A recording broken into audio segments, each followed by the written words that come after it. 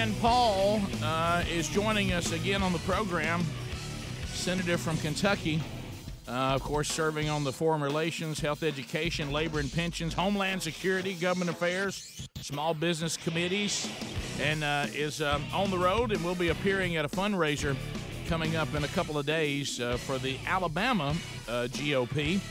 We have all the information about this event at rickandbubba.com under show notes today, so you can check that, how you can get tickets, and I think most of that is sold out already, but if you want to find out about it to see if anything's available, you can do that there at rickandbubba.com. Senator, welcome back to the Rick and Bubba Show. How are you? Good. Don't you guys advertise anything that's fried on your show? You better believe it. You better believe we do.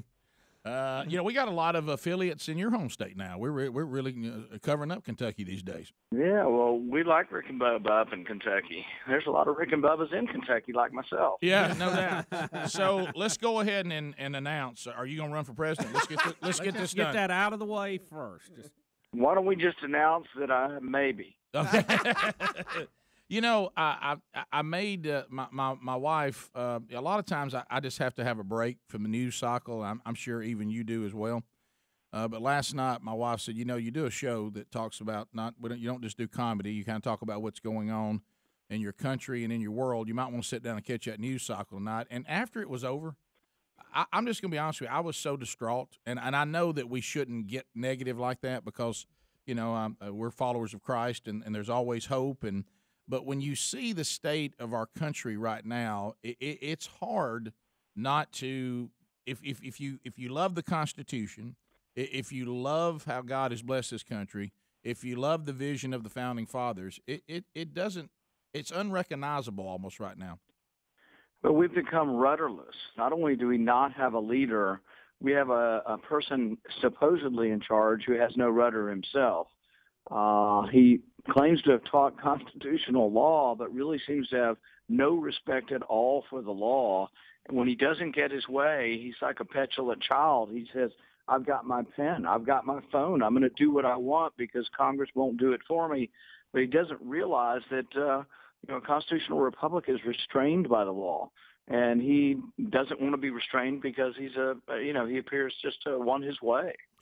Senator Bubba here, we're perplexed at this language thing he seems to be into now. He won't say that ISIS killed 21 Christians, right?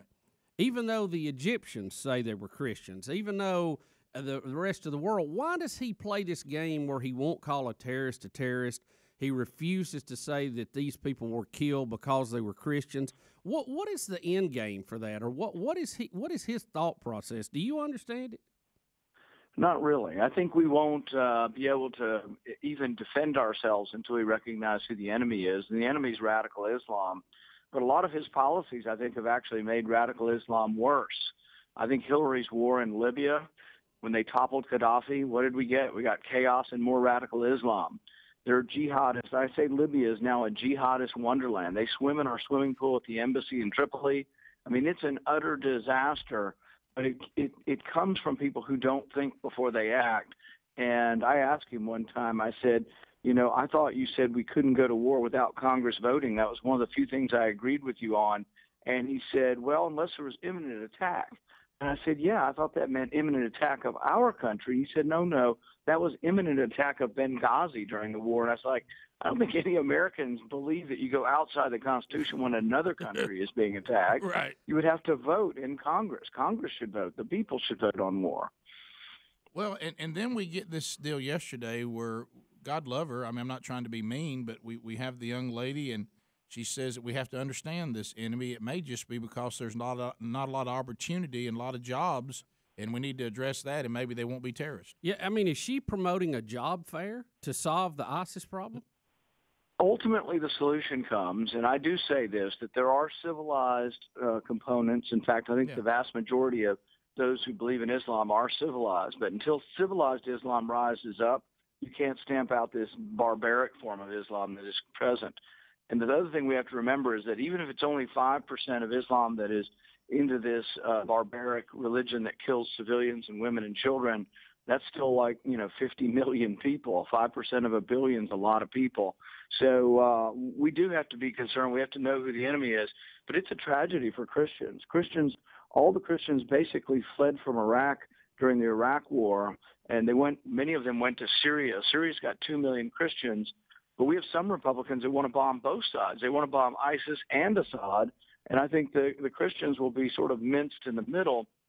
I said for 3 years now, we shouldn't be arming the Islamic rebels in Syria because they're on the opposite side of the Christians.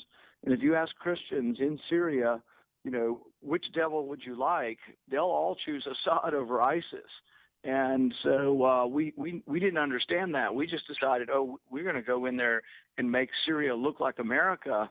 Well, I don't think it's ever going to look like America. And unfortunately, when they get democracy, they tend to invite in radical Islam. So we haven't thought about things. The one consistent thing in the Middle East has been when we topple a secular dictator, we get chaos and we get more a rise of radical Islam. Yeah, well, Senator, what is the answer to that? Because it's not just now. I think we've had a policy of doing this for, say, the last 50 or 60 years that I'm familiar with. That when we take out a bad guy and everybody's unhappy, we get a worse guy. Yeah. I think part of the answer is the Constitution made it clear that the president shouldn't make these decisions unilaterally. When you let one person make the decision, you're more liable to make a mistake than when you let 435 or 535 with the Senate debate on this. When we have to go to a war, we've been very clear about it. And, for example, after World War II, it was nearly unanimous. The day after we were attacked, we declared war on Japan. When we were attacked on 9/11, the vote was once again nearly unanimous. And as much as I'm hesitant to go back in the Middle East, I will vote for military force against ISIS. Even though I think the whole Middle East is a cesspool and there are no easy answers, we have to defend ourselves and our interests. I fault Hillary Clinton for not defending us in Benghazi's consulate, and I will vote to protect our American interest over there. But I don't want the president doing it. I tell people, had I been president in August, I would have come before a joint session of Congress, told them of the imminent danger to our consulate in Erbil and to our embassy in Baghdad, and asked for permission. That's what a real leader would have galvanized the country, brought everybody together and said, we have to do something now, but the people have to vote on it. And that's what our founding fathers intended. Well, leadership, you hit on it. I mean, this country desperately needs leadership and has always responded in a very positive way as a nation whenever there was good leadership. And right now, I think the citizens don't see leadership of any kind, and it just kind of seems to be made up as we go. Yeah, and I think that's the real problem, and just a lack of understanding. When I tell people what the worst thing about this president, it's not Obamacare, it's not Dodd-Frank banking regulations, it's really the usurpation of power. It's the idea that the president thinks he can legislate. And Montesquieu is one of the philosophers our founding fathers looked to, and he said that when the executive legislates, that a form of tyranny will ensue. And it's not just about how bad this president is. I'm worried about, who could be a president down the road who keeps taking more and more power, and that the whole idea of a democratic republic goes out the window. Well, I know we're out of time, but you're right. We were talking about on the show. It's like almost we're getting to a point where executive mandates are going against federal judges, and those are the two places that make decisions now, and the rest of it's just been thrown out. Yeah, we have several bills actually put in to try to take power back and to say that when unelected bureaucrats write laws, that they would have to come back and be approved by Congress. Because I think our founding fathers never intended that, Obamacare was 2,000 pages, but the regulations by unelected bureaucrats were 20,000 pages more. Yeah, thanks, Rand. Appreciate you being with us. Keep fighting the good fight, and when you get ready to announce, holler back at us. And go Cats. All right. Thanks, guys. See you, man. We'll be back. More Rick and Bubba next. Rick and Bubba, Rick and Bubba.